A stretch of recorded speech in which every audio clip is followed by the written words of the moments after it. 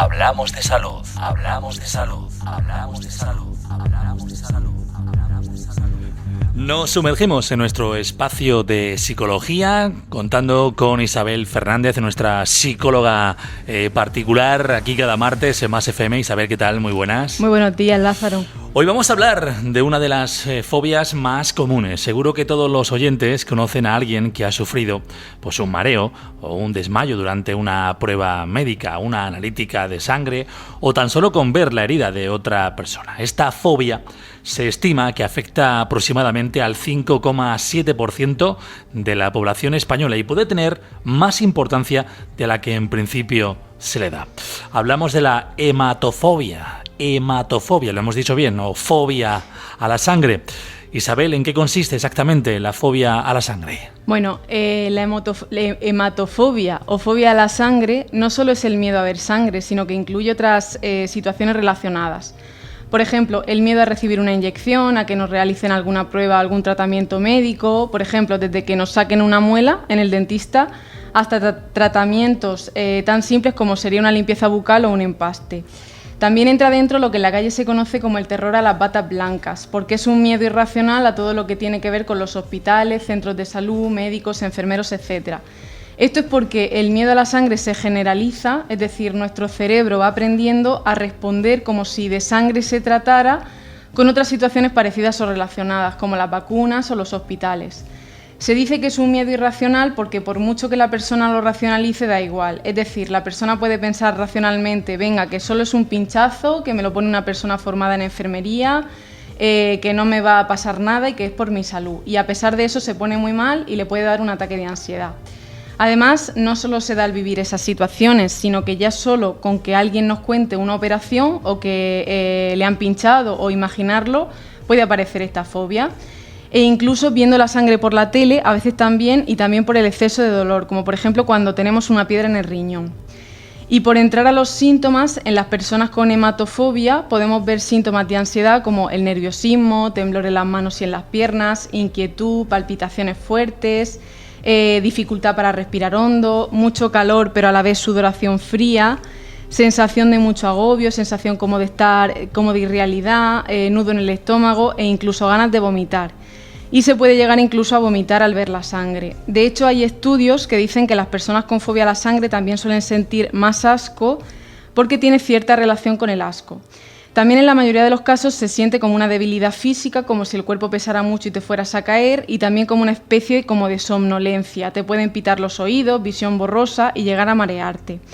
A veces la persona se queda solo en estos síntomas que he dicho y no llega a perder el conocimiento, pero también es muy frecuente que la reacción de miedo se dé bruscamente y la persona sufra lo que se conoce con el nombre de síncope vasovagal. En este síncope la persona se cae de repente, inconsciente al suelo, sin darse cuenta, y luego cuando se despierta es que ni siquiera se acuerda del momento de haberse caído. Y se da cuenta porque se ve a sí mismo en el suelo. Es como si desconectáramos una tele del enchufe, pantalla negra y la persona se cae. Este síncope se produce porque hay un nervio que pasa por el cuello, que es el nervio vago, que va desde el cerebro a varias partes del cuerpo y que tiene un funcionamiento muy complicado para explicarlo aquí, pero que básicamente su función es bajar nuestra activación. Entonces hace una reacción brusca al ver todo lo relacionado con la sangre y nos desmayamos de repente. Y en estos desmayos lo malo es que como la persona muchas veces no lo asocia a tener fobia a la sangre, porque se da de pronto, pues se ponen a hacerse un montón de pruebas médicas pensando que tienen alguna alteración en el cerebro. También hay que decir que no es que estos síntomas de fobia a la sangre se vayan a dar en todas las situaciones y en todas las veces. Puede ser que lleves toda tu vida haciéndote analíticas de sangre y no te haya dado, y luego un día ves, por ejemplo, a una persona que ha tenido un accidente y, por ejemplo, se ha sacado la rodilla, ¿no?, y que tengas una reacción de vómito o de desmayo. Bueno, ¿y por qué todos los tipos de miedos y fobias que hay se dice que la fobia a la sangre es un tipo de fobia especial? Pues efectivamente es un tipo de fobia especial y lo es por una razón. Digamos que desde el punto de vista de la supervivencia de la especie humana, la fobia a la sangre podría ser adaptativa, al menos en cierta intensidad. Es decir, el hecho de que no nos sea agradable y nos sea aprehensivo ver sangre nos puede llevar a evitarla, y con evitar la sangre también estamos evitando enfermedades que se transmiten a través de ella, como por ejemplo el SIDA, el ébola o cualquier otra enfermedad vírica o infecciosa. Con lo que tener cierto miedo a las situaciones de sangre es como un regalo de nuestra naturaleza para protegernos.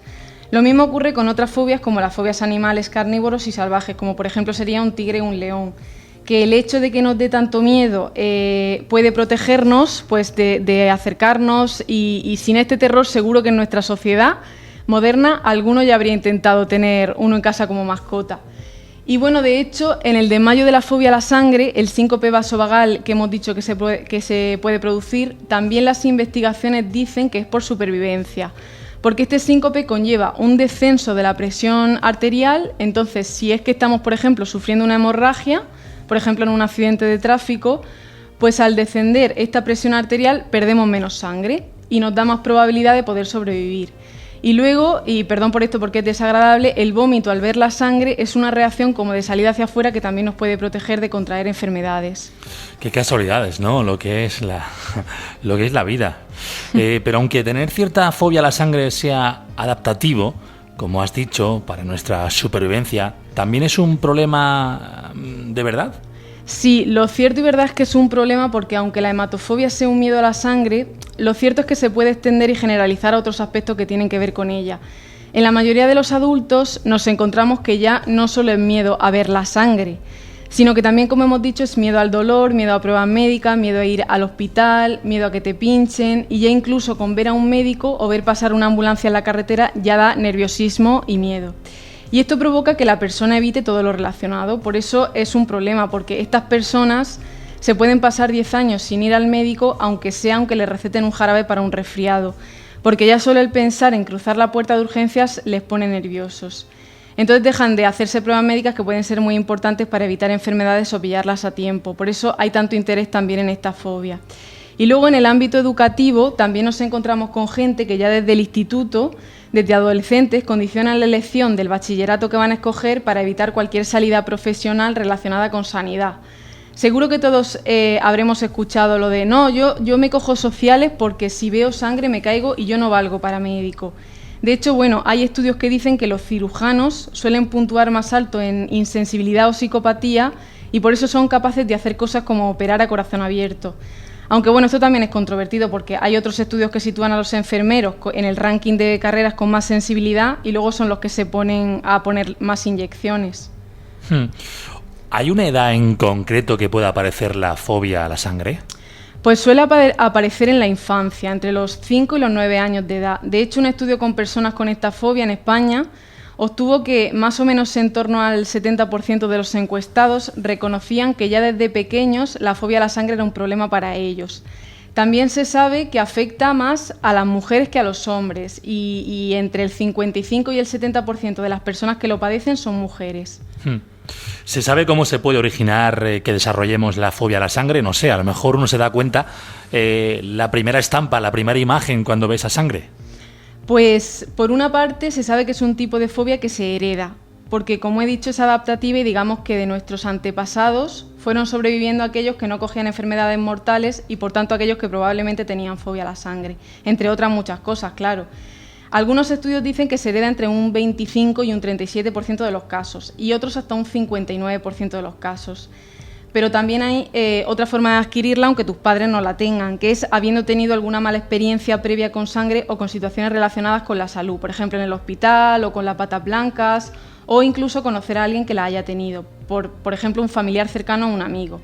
De hecho, con mala experiencia no solo me puedo estar refiriendo a que, por ejemplo, nos tengan que operar de urgencia o haber tenido un accidente de tráfico o que nos salga mal una operación, sino que también me refiero a otras situaciones que a priori no parecen tan graves, pero que pueden causar esa fobia. Por ejemplo, que un médico o un sanitario nos trate mal cuando nosotros mismos o un familiar estamos enfermos. Por eso, por ejemplo, es tan importante que los sanitarios estén formados en la comunicación de malas noticias de forma adecuada, para no añadir más sufrimiento al dolor que ya de por sí el paciente trae con su propio problema. Hay casos de personas con fobia a las batas blancas porque en alguna ocasión un médico les dijo una mala noticia de forma brusca o fueron bruscos con ellos. Y bueno, uno se encuentra de que se reconoce ya su fobia a la sangre. Habría que saber si tiene tratamiento psicológico. Sí tiene un tratamiento con técnicas muy similares al que se utiliza para otras fobias como la fobia a los animales o a los ascensores. Durante el tratamiento se dan técnicas de relajación y de control de ansiedad a la persona para que sea capaz de ir progresivamente aproximándose a las situaciones fóbicas. El tratamiento es largo de explicar y por tiempo pues no podríamos estar hablando de él detalladamente, pero sí decir que los tratamientos se suelen hacer y es importante que se hagan cuando, como he dicho, antes la persona evita hacerse pruebas médicas y tratamientos y pone en riesgo su salud. Bueno, podríamos seguir hablando de la fobia a la sangre y el miedo. Me ha gustado mucho, bueno, me ha gustado, me ha llamado mucho la atención la palabra miedo a las batas blancas. Sí. Suele pasar mucho a todos, ¿eh? Sí, unas veces por la generalización del miedo a la sangre y otras veces también por la anticipación de que te den una mala noticia, que también es un miedo coherente con lo que te puede pasar. Pero es importante que este miedo no se vaya de ciertos límites, sino se evite hacer tratamientos preventivos. Llega el carnaval, por ejemplo, y que ves gente que se viste, no sé, de cualquier cosa de terror, pero cuando ves una bata blanca y lo ves lleno de sangre, parece que te da más pánico, por lo menos a mí personalmente. Da más miedo, sí. Se ha asociado también en las películas. Mucho. Sí, ¿verdad? Muchísimo. Sí. Bueno, pues Isabel Fernández, nuestro espacio de psicología hoy ha sido dedicado a la hematofobia o la fobia a la sangre. De este tema o de otros, ¿dónde podemos localizarte? Pues como siempre, en la consulta de psicología de Policlínica CEGIN, frente a la Plaza del Alpargatero, y también en la página de Facebook de Isabel Psicología, donde podéis consultar cualquier información que necesitéis. Pues Isabel, gracias como siempre. La semana que viene más y con otro tema, seguro que bastante también apetecible. Muy interesante. Seguro que sí. Muy buenos días.